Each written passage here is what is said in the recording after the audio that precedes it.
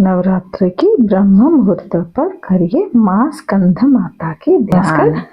21 days of meditation challenge में आप सबको स्वागत है। आज है 5th day of meditation challenge and Navratri का भी 5वां दिन है। तो आज हम करेंगे माता रानी का ध्यान। पहले हम आज का दिन का महत्व जानेंगे एंड इसका आध्यात्मिक महत्व क्या है और उसका कथा क्या है वो जानेंगे।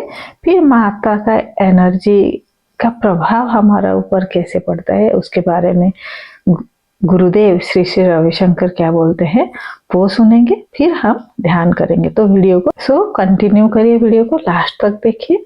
चैनल में न्यू है तो सब्सक्राइब करें और ऐसे वीडियो को आप ज़्यादा से ज़्यादा शेयर भी कर दें कि ज़्यादा लोग तक पहुंच पाए और सब मेडिटेशन करके उसका जो बेनिफिट्स है वो उठा पाए। मेडिटेशन शरीर के ऊपर नहीं, मन के ऊपर भी एक गहरा प्रभाव डालता है।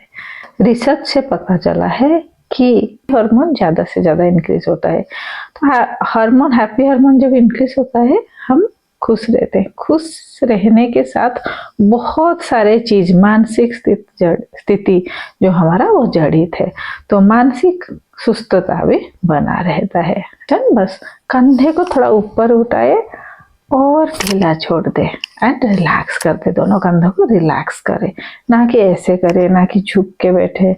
बिल्कुल रिलैक्स कंधों को छोड़ दे और हमारा रीढ़ का हड्डी सीधा रखेंगे और सरल सुखासन में बैठेंगे। अगर आपको सपोर्ट चाहिए तो कोई दीवार का सपोर्ट या कुर्सी की मदद से आप बैठ सकते हो।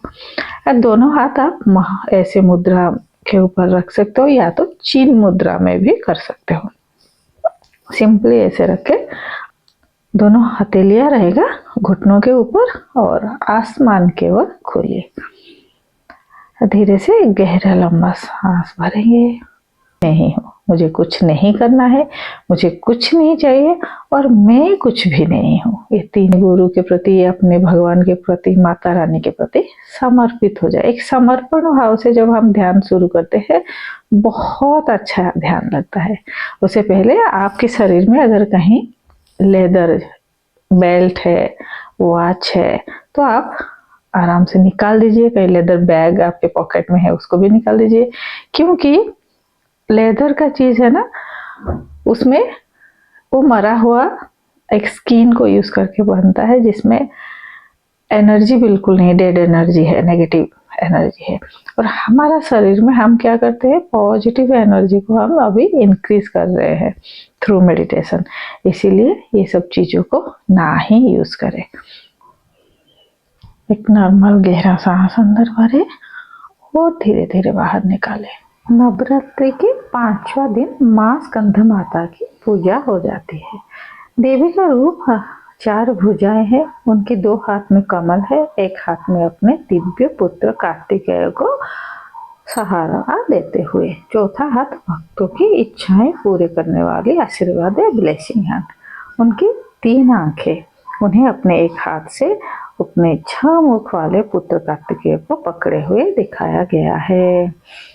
देवी स्कंद माता कैसे बनी और इनकी पौराणिक कथा क्या है। श्री श्री कहते हैं, किंवदंती है कि एक समय तारकासुर नामक एक महान राक्षस था जो अक्सर स्वर्ग में देवताओं को परेशान करता था। कठोर तपस्या करके और सृष्टिकर्ता भगवान ब्रह्मा को प्रसन्न करके उसने वरदान प्राप्त किया कि उसे शिव के पुत्र के अलावा कोई नहीं मार सकता। इस समय शिव अपने पहली पत्नी सती के आत्मदाह के बाद शोक में थे। वे योगी बन गए थे और कठोर तपस्या करने के लिए पहाड़ों पर चले गए थे, ध्यान में डूबे गए थे, क्योंकि ऐसा लग रहा था कि भगवान शिव फिर से गृहस्थ की भूमिका नहीं निभाएंगे। इसलिए इस वरदान ने तारकासुर को लगभग अजय बना दिया था। इसलिए उसने निडर होकर देवताओं पर हमला किया, जिससे स्वर्ग में बहुत तबाही मच गया। हालांकि अपनी गहरी भक्ति और दृढ़ तपस्या से पार्वती ने भगवान शिव को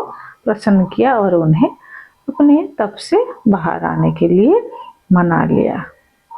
ऐसा माना जाता है कि स्कंद अपने 6 मुखों के साथ 6 इंद्रियों का प्रतीक है।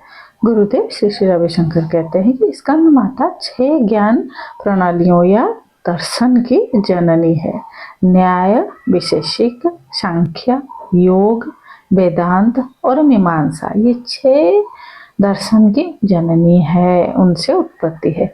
ये वेद या ज्ञान के शरीर के 6 अंग है। इन दर्शनों में संगीत, ज्योतिष, ध्वनि विज्ञान और छंद जैसे कला और विज्ञान के 64 अनुशासन समाहित है। जब हम स्कंद माता की पूजा करते हैं तो हम सभी ज्ञान की माता के सामने सिर झुकाते हैं, इसीलिए यह उच्च शिक्षा और ज्ञान द्वय का मार्ग है। एक लंबी गहरी सांस अंदर भरे और धीरे धीरे बाहर निकाले। रीढ़ की हड्डी सीधी, गर्दन सीधी और चेहरे पे एक मुस्कान लाए। मां स्कंद माता मातृ स्नेह का स्वरूप है। माँ के प्रति बच्चों का जैसे स्नेह है, ऐसे ही माँ हमारे ऊपर कृपा बरसा रही है, हमारे देखभाल कर रही है। माँ को आपके नजदीकी, अपनी नजदीकी समझना। मैं माँ के नजदीक हूँ। द्वितीय में माँ को अपने आसपास चारों ओर अनुभव करना। हर जगह माँ मेरे चारों ओर धीरे बाहर निकाले। उनकी शक्ति पुंज और माँ है वो अनुभूति में लाना।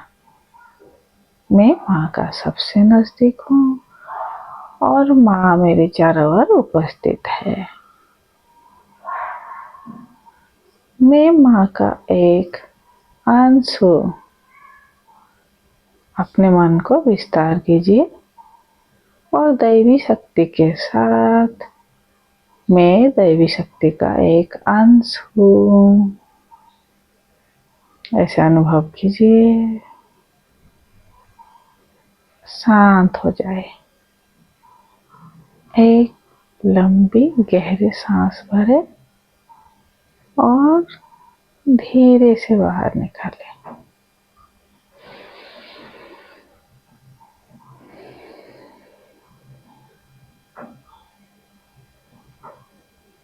माँ का शक्ति पुंज मेरे अंदर भी है, मेरे बाहर भी है।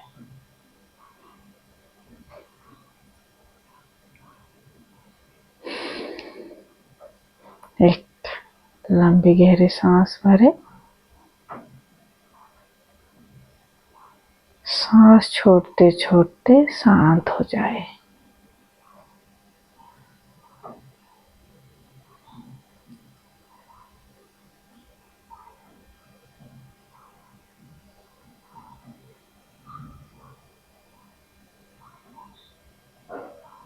इस स्थिति में बने रहे।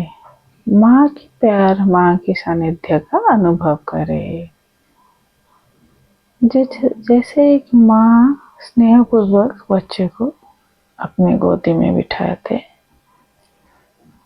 ऐसे ही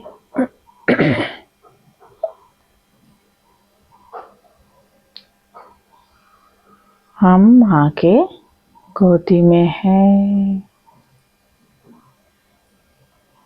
आनंद का अनुभूति चारों तरफ है।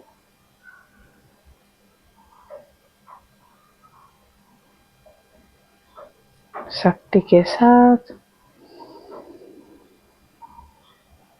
हम हैं और चारों तरफ शक्ति का अनुभव करिए। इस स्थिति में बने रहें।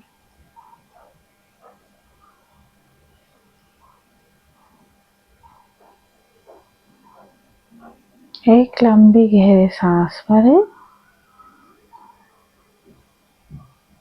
और धीरे से बाहर निकालें।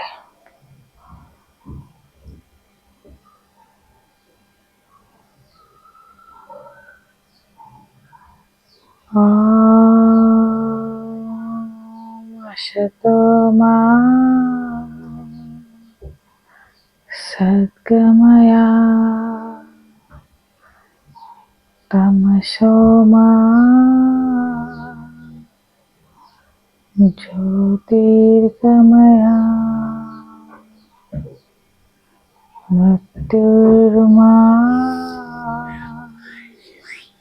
अमृतंगमया। ओम शांति शांति है शांति है। मेडिटेशन का अर्थ नहीं है कि आप कंसंट्रेशन करना, डी कंसंट्रेशन ही मेडिटेशन है। हम जब कोई भी चीज के ऊपर कंसंट्रेट नहीं करते, अपने मन को धीरे धीरे मन फिर शांत होने लगता है। जो भी चिंता, थॉट, विचार आता है, या आप पास्ट की कोई चीज से फंसे हो या फ्यूचर का फियर है, तो धीरे धीरे आपकी लाइफ से वो दूर होता जाता है। और इसीलिए आपको daily practice and 21 days meditation practice के बाद आपको धीरे धीरे मन की शांति, कोई फियर है फ्यूचर के लिए या मन में जो फियर कभी आपका निकल ही नहीं रहा है, नेगेटिव थॉट्स लगातार आ रहा है, ओवर थिंकिंग हो रहा है, आफ्टर 21 डेज ये सब चला जाता है एंड मन शांत हो जाता है। फिजिकली एंड मेंटली हम फिट रहते हैं। Physical health and mental health दोनों में बढ़ोतरी होता है। इसीलिए 21 डेज रेगुलर प्रैक्टिस करिए, ध्यान और प्रैक्टिस करिए एंड ज़्यादा से ज़्यादा शेयर कर दीजिए।